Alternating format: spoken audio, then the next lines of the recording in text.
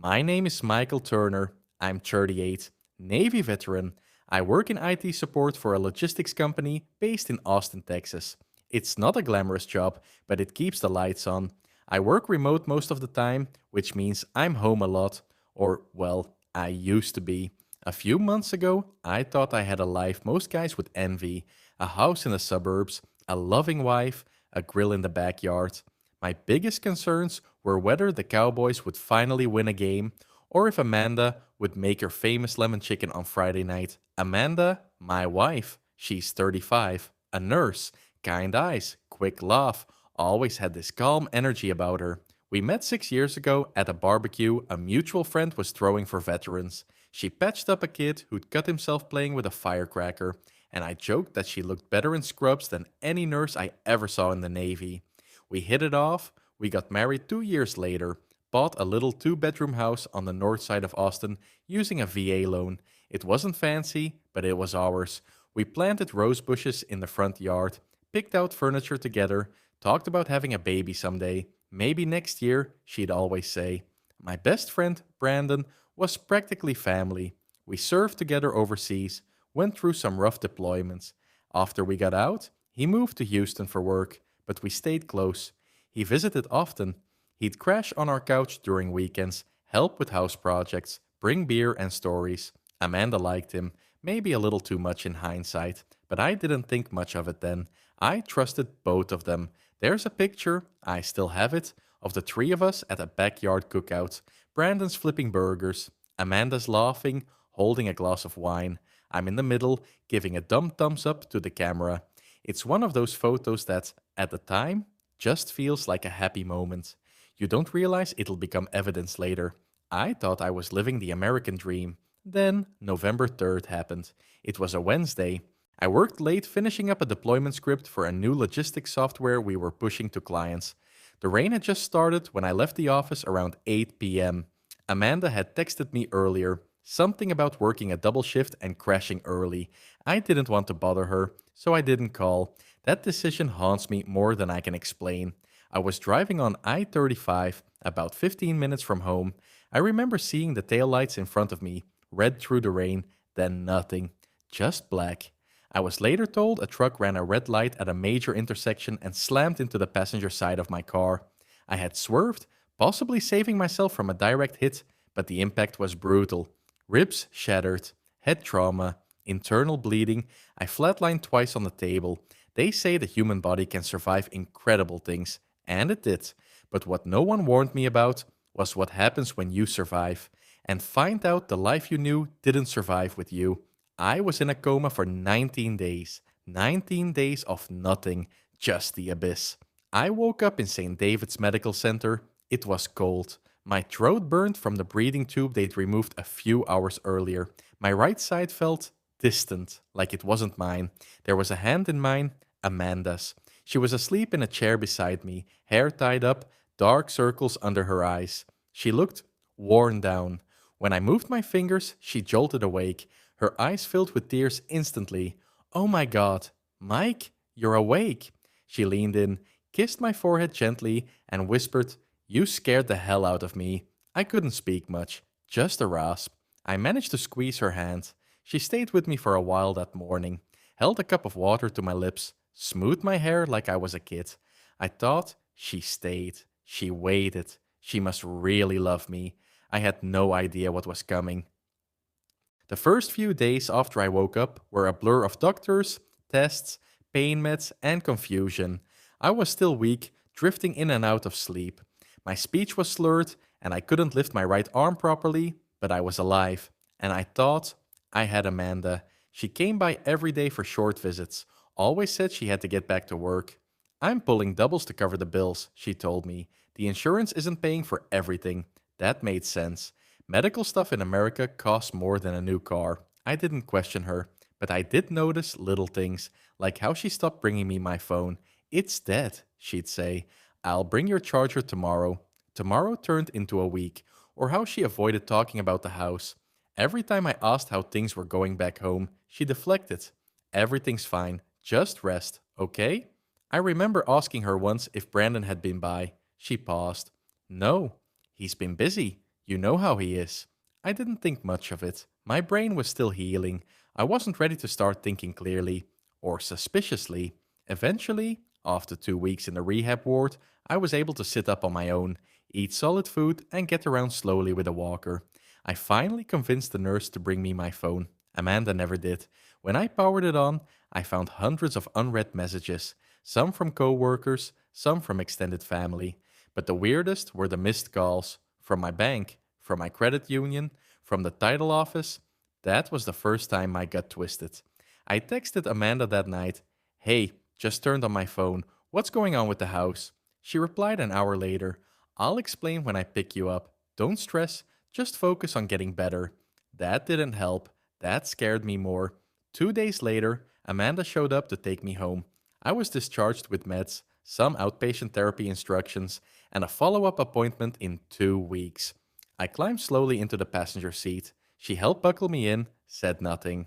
Just started driving. We passed the street where our house used to be. I looked at her. "Hey, where are we going?" Silence. "Amanda?" She gripped the wheel tighter. Her knuckles went white. "We're not going there," she said quietly. "What?" She exhaled sharply, like she'd been practicing the speech. "I sold the house, Mike." I laughed, even though it hurt. I thought she was joking. "What do you mean, sold?" "I mean, it's gone. I sold it while you were in the hospital." I blinked. "You're kidding." She shook her head. "I had to. I didn't know if you were going to make it. The mortgage, the bills, everything was piling up. I couldn't do it alone." "You didn't even tell me. You were in a coma. You couldn't wait until I woke up." "You might never have woken up," she snapped. That silence between us in the car was the loudest thing I've ever heard. We didn't go home, because there was no home. She drove us to a one-bedroom apartment in Round Rock. Cheap, small, sterile. My name wasn't on the lease. "This is just temporary," she said as she helped me in, "until we figure things out." Figure things out? I spent that night lying awake on the couch. The bed was too small for both of us. The apartment felt cold, empty, not just in decoration, but in atmosphere. I couldn't shake the feeling that I'd come back from the dead into someone else's life, a life that had moved on without me. The next morning, while Amanda was in the shower, I opened her laptop. I didn't plan to snoop. I just needed answers. The browser history said everything. Searches about power of attorney, how to sell a house without spouse consent, VA loan loopholes, Brandon S. Facebook messages. There was a photo, one I will never unsee. Amanda and Brandon. At the restaurant I didn't recognize. Her hand on his face too close to hers. The date? November 9th. I was in the ICU that day. I closed the laptop, sat back, and stared at the ceiling. My best friend, my wife, my house. I didn't die in that crash, but I think part of me did. The next few days were a strange kind of hell. I didn't say anything to Amanda. Not yet. I couldn't. I needed to be sure. You ever feel like your world is quietly splitting under your feet, but you're the only one hearing the crack? That's how it felt. I was trying to recover from a traumatic brain injury while simultaneously realizing my entire life had been stolen from me. Not by fate, not by chance, but by the two people I trusted most. I began piecing things together like a detective in my own damn life. The messages from my bank made sense now. I'd missed 3 calls from our mortgage lender, USAA, and 4 more from Capital Title of Texas. Amanda never mentioned them, never said a word. So I called. USAA rep. "Yes, sir. We spoke to your wife back in early November about paying off the remainder of your VA loan. We processed the final transaction November 12th. Me. Did I authorize that? Rep. Pause. Your wife submitted a notarized power of attorney form. Said you were medically unable to handle finances. Me. Can I see a copy of that? They emailed it within the hour. When I opened the PDF, I felt my blood turn cold. There it was. A neat little form with my name, address, social security number, and a shaky, half-legible signature that looked nothing like mine. Signed November 5th. Problem was, I was on a ventilator in a medically induced coma that day. There's no chance in hell I signed anything. The notary section was even weirder. The signature of a woman I'd never heard of. I googled her. Turns out she was real. but the phone number listed on her business site went straight to voicemail. I left a message. Hi, my name is Michael Turner. I need to speak with you about the power of attorney form you allegedly notarized for me last November. No response. I was shaking, not from the injury, from rage. Amanda didn't just act impulsively. She planned this, and she didn't do it alone. Brandon. His name kept flashing in my mind like a warning light. He was always around. He knew our finances. He was the witness on our original mortgage paperwork. He had access. He had motive. He had Amanda. I checked the transaction records on the sale of the house. $289,000. Closed on November 15th. Proceeds wired to a new account at Wells Fargo, not our joint account, one I'd never seen before. I went into the guest room, well, the second corner with a futon in the apartment, and shut the door. I called a friend of mine from the Navy, Eric. He's now a paralegal in San Antonio. I trusted him more than anyone. I told him everything: the crash, the coma, the sale, the fake signature, the photo. He listened silently, then said, "You're sitting on at least 3 counts of fraud. If the notary lied, that's a felony. If Brandon helped, that's conspiracy. You need a real lawyer, not tomorrow, today." So I searched online and found someone local, Gregory Holt, a former Marine turned real estate attorney. The next morning, I limped my way into his office on a cane. The receptionist gave me a look like I was lost. Gregory came out to meet me personally. Maybe it was the veteran thing. We saw it in each other's eyes. I sat across from him, laid out all the documents, the photos, the phone calls, everything. I didn't even finish before he raised a hand. "You got screwed, son," he said calmly. "But that means they left fingerprints, and I know how to find them." He leaned forward and added, "You were in a coma. They thought you wouldn't come back, but you did. So let's give them something they didn't expect, a fight." And right then, for the first time since the crash, I felt a flicker of something I hadn't in weeks: control. Gregory Holt was unlike any lawyer I'd met.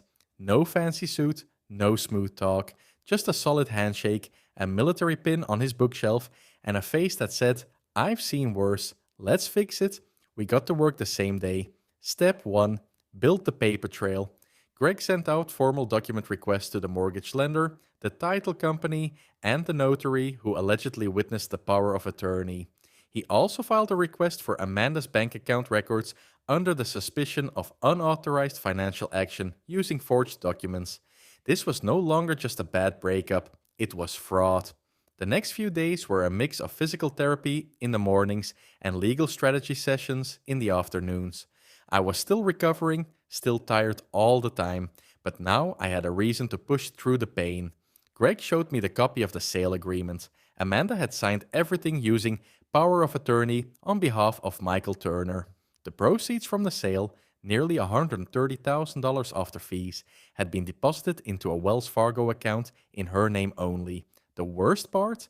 That account didn't exist until 2 days before she sold the house. Brandon was listed as the co-signer. That was the first time I said the words out loud. "They planned this." Greg nodded. "They were banking on you not making it. That POA is your smoking gun. If the notary didn't verify your identity in person, that signature is invalid. That means the sale is invalid. And if Brandon helped, that's conspiracy." We got a break 2 days later. The notary, a woman named Gillian Cross, finally responded to Greg's request for a sworn statement. Her response was short: "I did not personally witness Michael Turner sign the power of attorney. The document was brought to me already signed by Amanda.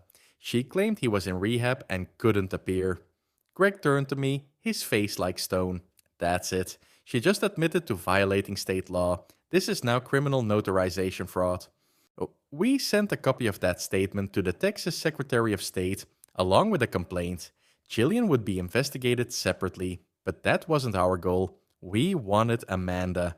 That same day, Greg filed a temporary restraining order to freeze the Wells Fargo account. The judge approved it within 24 hours. I didn't tell Amanda what we were doing. I let her walk around like she'd gotten away with it. She'd started coming home later, barely talked to me anymore. The apartment was quiet, cold. I knew she was staying with Brandon some nights, even if she didn't admit it, but now she didn't know what was coming. A week later, she stormed into the apartment after work, red in the face, shaking. Did you freeze my bank account? I didn't even look up from the couch. No, the court did. You're unbelievable, Mike. You sold my house while I was in a coma. Don't talk to me about unbelievable. I did what I had to do. You left me alone with everything. I almost died. Silence. I stood up, slowly, using my cane to brace.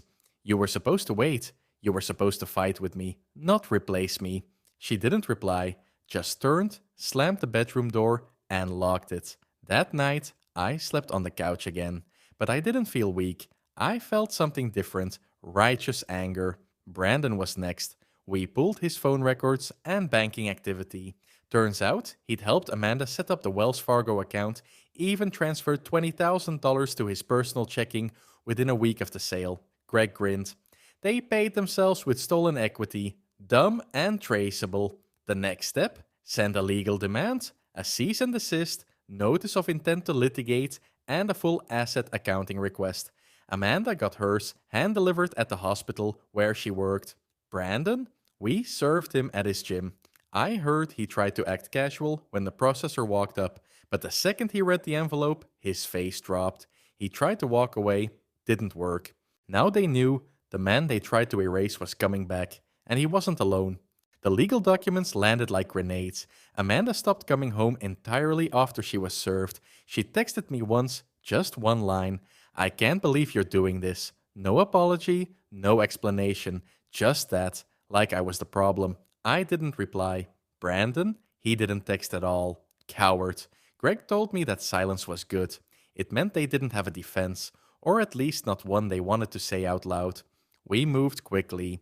Greg filed a civil lawsuit on my behalf, citing real estate fraud, financial conspiracy, forgery, and unlawful enrichment. The judge approved our request to freeze all Amanda's and Brandon's joint accounts and subpoena their communications. It wasn't just about getting money back, it was about principle. They had tried to bury me, legally and literally. They thought I wouldn't survive, and when I did, they thought I'd be too weak to do anything about it. They were wrong on both counts. We finally saw them again in mediation. It was held in a small law office downtown. Neutral territory, court ordered. I arrived with Greg, still using a cane, but standing tall. Amanda walked in first. She looked thinner, paler, nervous. Brandon followed a minute later, trying to look calm but sweating through his shirt. The room was silent until the mediator asked us all to sit. Greg didn't waste time. He slid a folder across the table. Inside, the forged power of attorney, Jillian's notarization admission, banking records, the Facebook photo of Amanda and Brandon while I was in the ICU. Brandon didn't even look at it. Amanda's eyes welled up. Greg's voice was cool and firm. You took advantage of a man in a coma.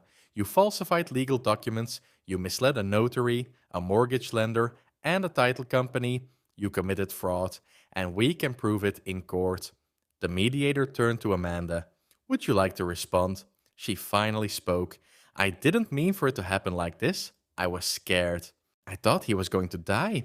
Greg interrupted. So you planned to cash in before the body got cold? Silence. Amanda looked at me, but I didn't return the gaze. I couldn't. I loved you, she whispered. I almost laughed. Loved was the key word, wasn't it? We ended the session early. Greg offered them one chance. Return the house funds, waive any claim to shared assets, submit written admissions, walk away without criminal charges. Amanda agreed.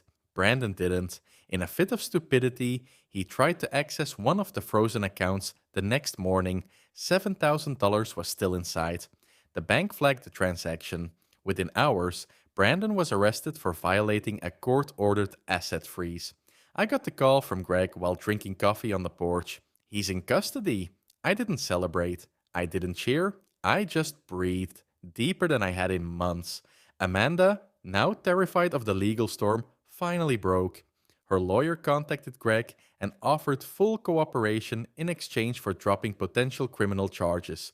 She handed over everything. Messages between her and Brandon, audio of them discussing timing the sale.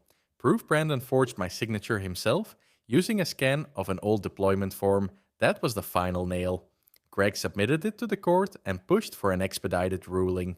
Meanwhile, I sat in my tiny rental apartment, staring at a photo of my old house.